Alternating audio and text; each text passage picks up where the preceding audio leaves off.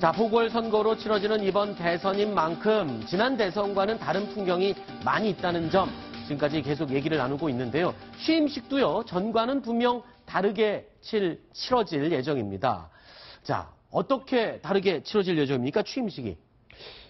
지금 현재 이제 취임식 같은 경우, 과거 같은 경우에는 지금 노태우 대통령이 지금 모습이 나오고 있는데, 박근혜 대통령 같은 경우는 취임식 때 무려 7만 명 가까이를 초청을 했거든요. 그랬죠. 그리고 이명박 대통령 같은 경우는 4만 명 가까이 이렇게 초청을 했는데, 지금 이번 같은 경우에는 지금 준비가 전혀 안 돼 있습니다. 제가 경호팀에 물어봤는데, 네. 광화문에서 만약에 하게 되면 어떻게 되냐. 지금 전혀 아직 연락이, 누가 대통령이 된 사람이 없지 않습니까? 그럼요. 큰일 나죠. 미리 연락을 할 수도 없지 않습니까? 네. 근데 준비는 해야 되는데, 그래서 네. 지금 어쩔 줄을 몰라 하고 있다고 그러는데, 아마도 광화문에서 하기는 좀 어려울 거고, 홍준표 후보 같은 경우에 내가 되면은 광화문에서 100만 명 모여놓고 하겠다 했는데, 네. 상당히 그런 경우가 좀 어려울 것 같고요. 네. 대부분이 지금 현재 국회에서 이렇게 하겠다고 하니까 국회에서 소규모로 모여가지고 지금 야위도 아니고 오히려 안에서 하지 않을까. 네. 그런 경우에도 큰 문제가 없지 않을까. 네. 이런 생각을 해봅니다. 네. 홍준표 후보는 근데 당선이 된다면 곧장 하는 게 아니라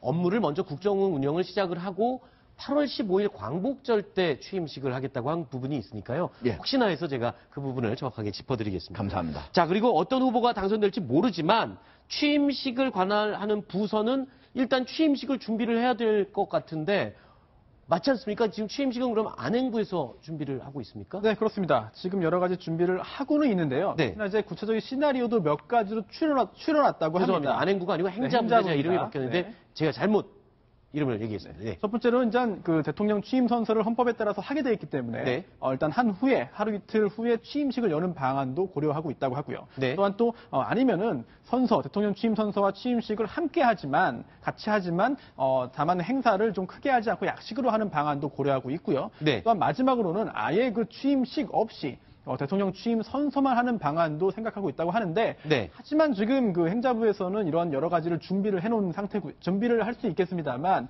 누가 되든지 간에 다음 대통령 측에서 어떤 형식을, 어떤 절차를 거칠지를 결정할 사안으로 보입니다. 네. 자, 그래서 저희가 준비를 해봤습니다. 다음 후보들 가운데 다들 취임식을 어떻게 치를지 조금씩 다르게 얘기를 했거든요. 문재인 후보 취임식 어떻게 치르겠다고 얘기를 했죠?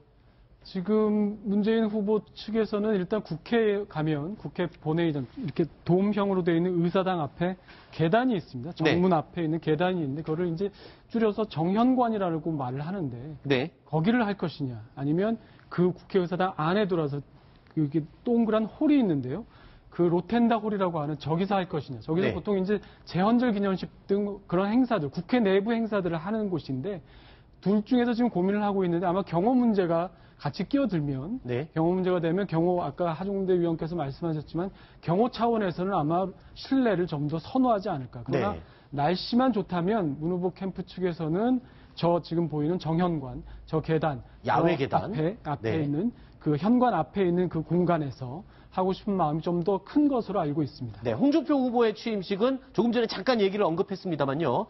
국회 취임 선서를 8.15 광복절 날 광화문에서 하겠다라고 밝혔고요. 하지만 먼저 국정 운영 시작을 한 다음에 나중에 취임식을 하겠다 이렇게 얘기를 했습니다. 다음 후보도 한번 볼까요? 안철수 후보죠. 네, 안철수 후보는 어떤 취임식이죠? 후보도 그 국회에서 취임 선서만 간단히 네. 하는 것으로 지금 국정할 일이 정말 태산같이 쌓여 있기 때문에 네. 취임 선서만 간단히 하겠다는 입장이고요.